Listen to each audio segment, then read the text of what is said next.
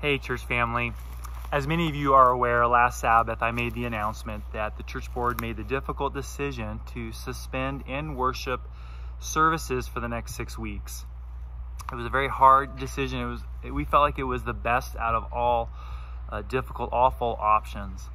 And it was due to a variety of COVID-related issues. If you'd like to understand more of that, you can reference and listen to my sermon last Sabbath where I talked about that. And I think it's difficult because we love worshiping, we love fellowshipping in these uncertain, disruptive times. That's so important to us.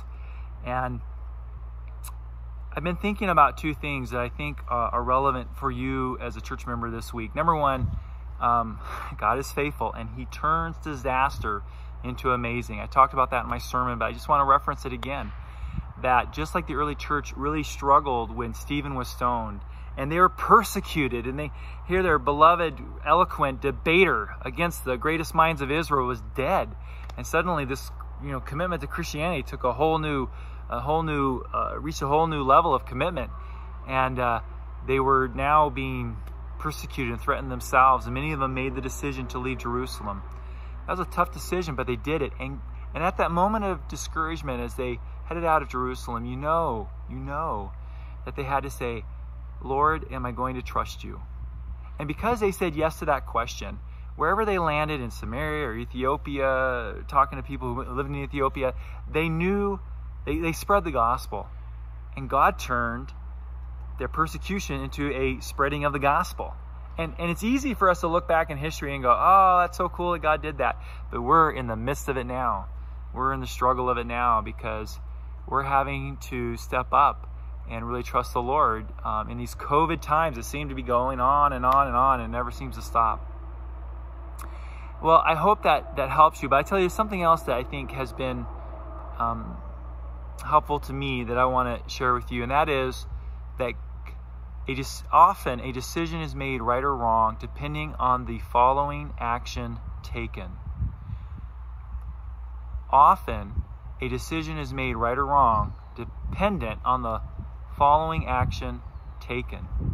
You may wonder, did I marry the right person?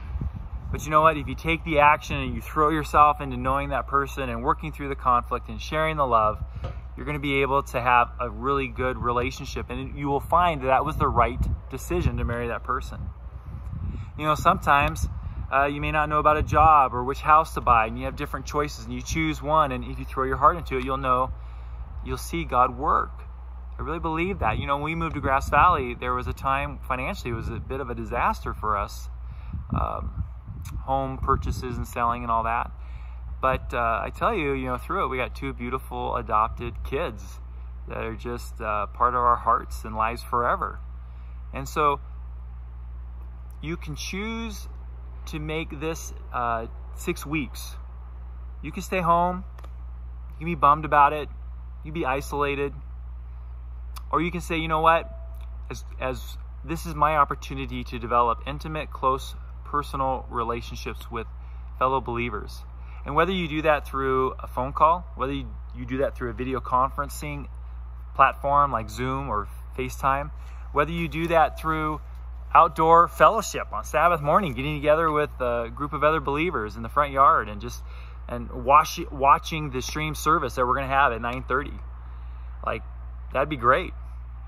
But I think if you say, there's a type of fellowship I can have that I could deepen in a different setting than at church, I think many of you will find yourselves more blessed. And if you take that approach, let me say this. If you go to your groups and you ask those questions, how's your courage? How's your walk with God? How's your love of others? Those are 3 questions you don't typically get asked at church. You'll get a good sermon, but I think this is an opportunity. Many of you already have small groups. You have good fellowship, good friendships like that, but some of you don't. And this is a chance. This is a chance to deepen those. The early Christian church was full of home churches. They didn't have mass cathedrals in the early days. Peter's home, I think, was one of the first churches. And man, I tell you, I've been to that home. It is small. They built it out But even at the biggest, I don't know, maybe could handle 100. That was 200 or 300 years later when they had expanded it. So what I'm saying here is that God can work through home church. And if you take the right action, you can be not discouraged and isolated, but you can find yourself drawing closer to Him through that small group.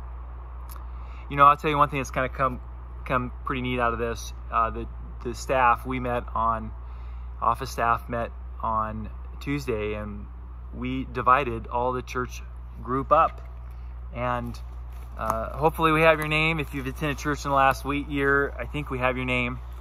But we're making an effort to call everyone up and just ask them how they're doing. And as I've been calling my group, my list, I've thought, man, you know, I really want to see these people face to face. You know, I mean, I haven't seen them for so long, and you know, maybe I've seen them at church, but they pass. And I mean, I have an idea of what's going on, but I haven't had really a chance to talk. And so, you know, as I've been making my phone calls, I've been asking people, hey, can I come visit? I'll bring my lawn chair. I'll sit out in the front yard or on the deck, and we can talk. But just to see you face to face, it'd be great just to catch up. And I don't think I would have done that if we had been in our usual routine. And so, again, I think, you know, whatever the devil throws at the church, God's Holy Spirit can inspire us to be creative and work around it. And I think that's what God's church needs to do. And that's what I'm challenging you to do, is to ask the Lord, how can I